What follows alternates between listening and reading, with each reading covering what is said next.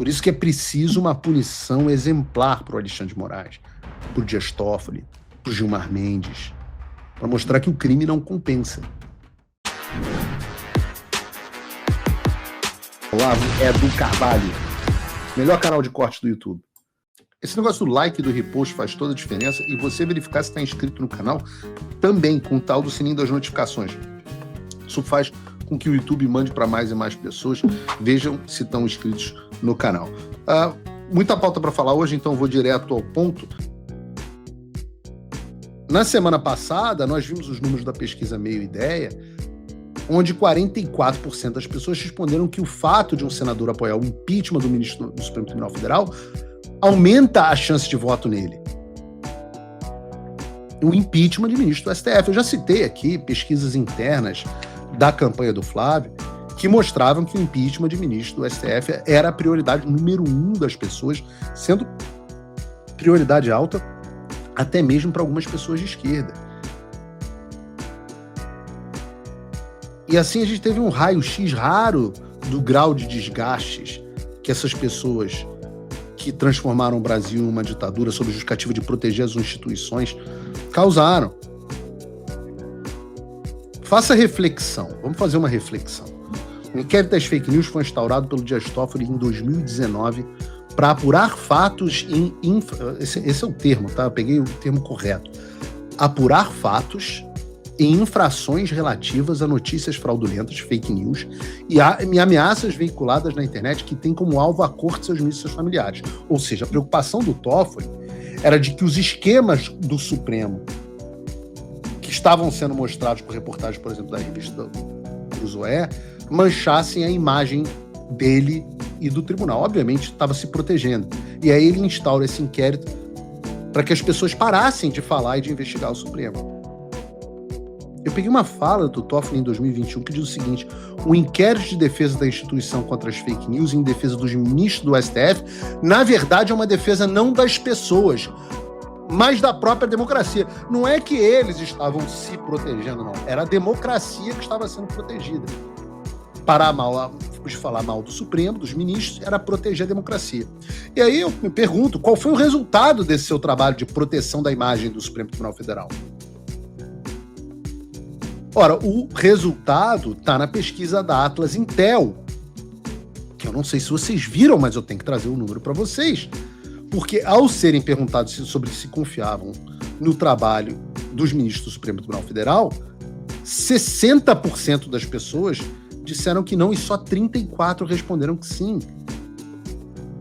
Outro gráfico mostra que desde janeiro de 2023, no primeiro mês após o governo Bolsonaro, 45% das pessoas confiavam no STF e 44% não confiavam. De lá para cá, desde o fim do governo Bolsonaro, desde o golpe de Estado dado pelo Alexandre de Moraes. O que aconteceu? A desconfiança em relação ao Supremo cresceu 16% e a confiança baixou 11%.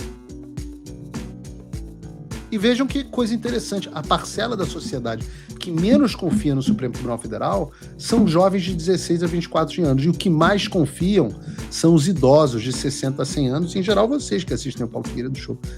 Tem muitos aqui idosos que assistem o programa. Mas isso nos mostra duas coisas.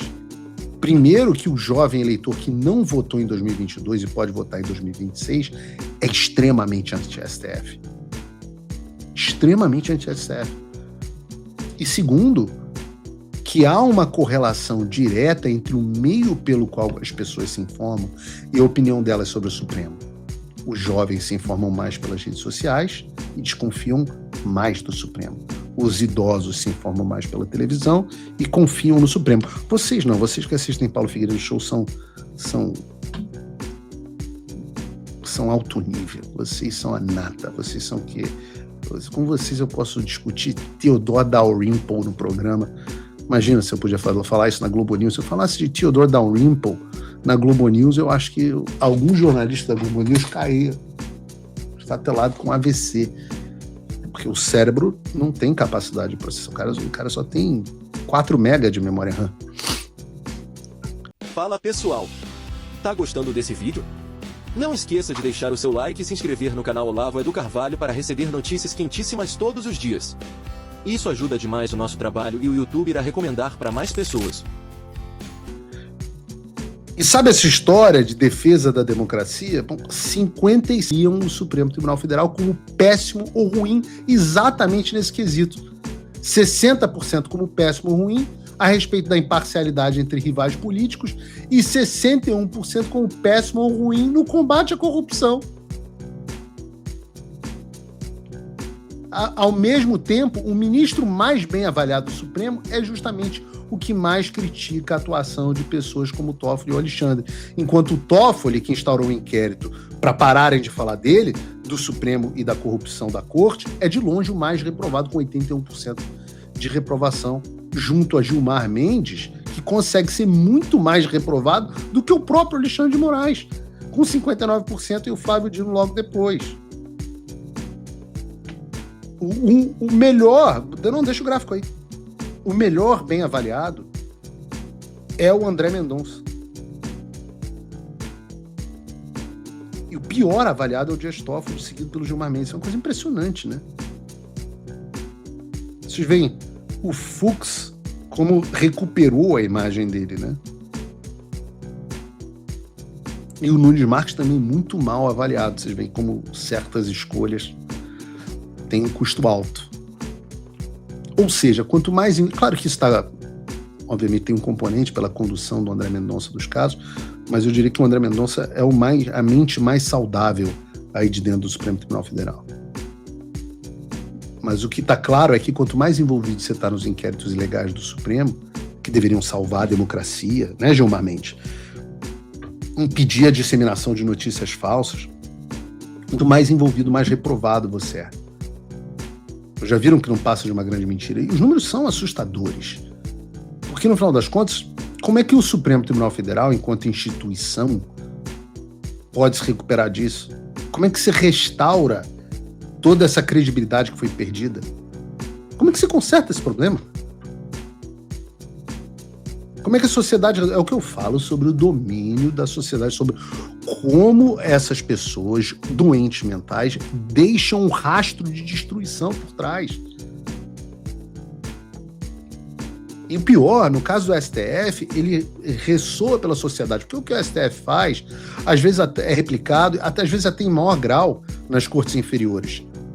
Vocês acham que não tem demais parente de juiz, desembargador, de ministro do STJ participando desses mesmos esquemas que a gente está vendo no Supremo Tribunal Federal numa escala menor, mas que quando você espalha pelo país inteiro é algo colossal, muito maior do que o Supremo? Os advogados que estão aí no Paulo Figueiredo Show que podem comentar sobre isso. E todo mundo sabe. Né? E aí você tem uma população que não confia mais nas instituições, não confia no Supremo, não confia no Poder Judiciário. E o que é o Poder Judiciário? O Poder Judiciário é quem arbitra as disputas entre a sociedade, entre os cidadãos. Então, quando você perde confiança no árbitro da disputa, o processo perde toda a legitimidade. Você pensa, mal comparando, né, como se você tivesse certeza de que um juiz que apita a partida de futebol do seu time está comprado pelo time adversário. Como, por exemplo, a gente sabe que é o caso dos juízes, quase todos que apitam jogos do Flamengo. Opa. Não podia falar isso, é assunto proibido.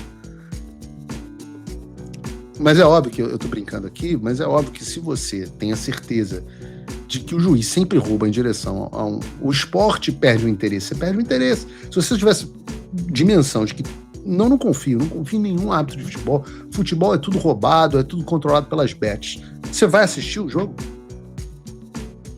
Então isso acaba com a legitimidade, a noção de três poderes, a legitimidade do poder. E isso não resolve. Só Deus sabe quanto tempo vai demorar para a gente restaurar as instituições e a confiança. E isso passa por accountability. Isso passa por accountability. Accountability, o que é isso? Né? Responsabilização.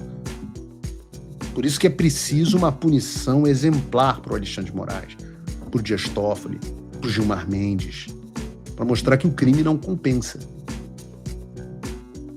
Agora a imagem dos caras está arruinada. E arruinada graças à campanha do Supremo que começou no inquérito das fake news.